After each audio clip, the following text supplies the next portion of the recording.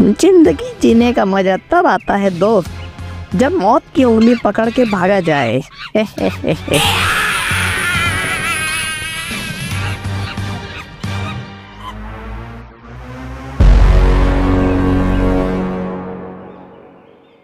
मुझे अपने पुत्रों की मूर्खता को लेकर गहरी चिंता है। इन कथाओं को पंचतंत्र कहा गया। दृढ़ बैल लगवाए, उड़ाड़ियों में जा छिपा। दूसरे के कार्य में हस्तक्षेप किया था। चलो तुम्हें उस बंदर की कहानी सुनाता हूं। एक गांव के पास जंगल की सीमा पर मंदिर बन रहा था।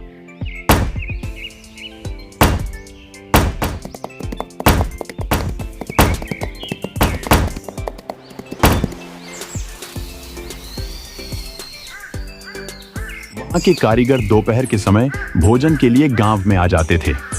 एक दिन जब वे गांव में आए हुए थे तो बंदरों का एक दल इधर उधर घूमता हुआ वहीं आ गया जहां कारीगरों का काम चल रहा था।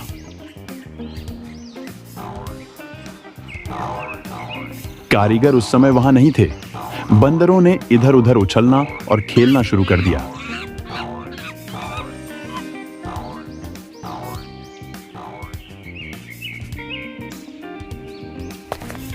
वहीं एक कारीगर लकड़ी को आधा चीरने के बाद उसमें कील फंसा कर गया था।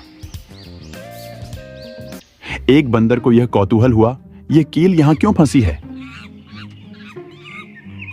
इंसानों ने इस कील को इस पेड़ पे क्यों फंसाया है? मुझे इसकी जानकारी चाहिए। वहीं जाके देखना पड़ेगा इस कील को निकालने के बाद क्या होता है। अरे भाई ढोलू, मनुष्यों की बनाई गई किसी भी चीज से छेड़खानी मत कर। उनकी चीजें जानलेवा होती है, उनसे दूर रहना ही भला है। जिंदगी जीने का मजा तब आता है दोस्त जब मौत की उंगली पकड़ के भागा जाए। बैठकर वह अपने दोनों हाथों से आधे चिरे हुए लकड़ी पर कील को बाहर खींचने लगा। कील बहुत मजबूती से वहां गड़ी थी, इसलिए बाहर नहीं निकली। लेकिन बंदर भी हठी था। वह पूरे बल से कील निकालने में लग गया।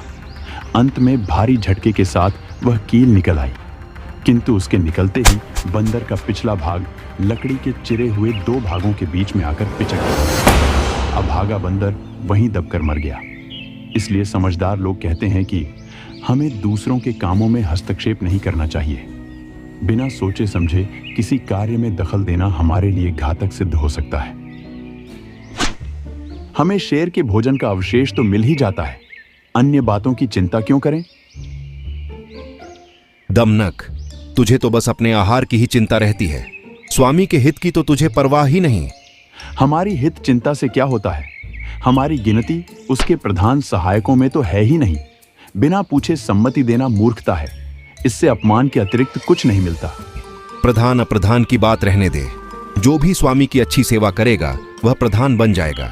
जो सेवा नहीं करेगा वह प्रधान पद से भी गिर जाएगा। राजा, स्त्री और लता का यही नियम है कि वे पास रहने वाले को ही अपनाते हैं। आज हमारा स्वामी बहुत भयभीत है। उसे भय का कारण बताकर संधि, विग्रह, आसन संश्रय, द्वैधी भाव आदि उपायों से हम भय निवारण की सलाह देंगे।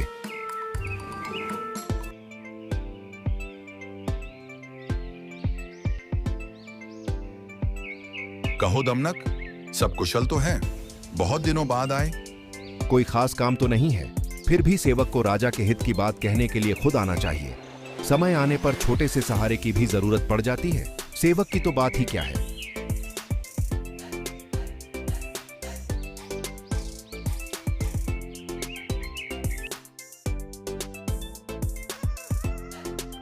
आपको इस वीडियो में कौन सा दृश्य सबसे अच्छा लगा? कृपया कमेंट करके हमें बताएं। इसके अलावा अगर आपके पास कोई कहानी है जिसे आप हमारे साथ साझा करना चाहते हैं तो हमें जरूर बताएं। अगर आपको यह वीडियो पसंद आया तो कृपया इसे लाइक और शेयर करें। हमारे चैनल को सब्सक्राइब करना न भूलें ताकि आपको इसी तरह के और भी दिलचस्प वीडियो मिलते रहें।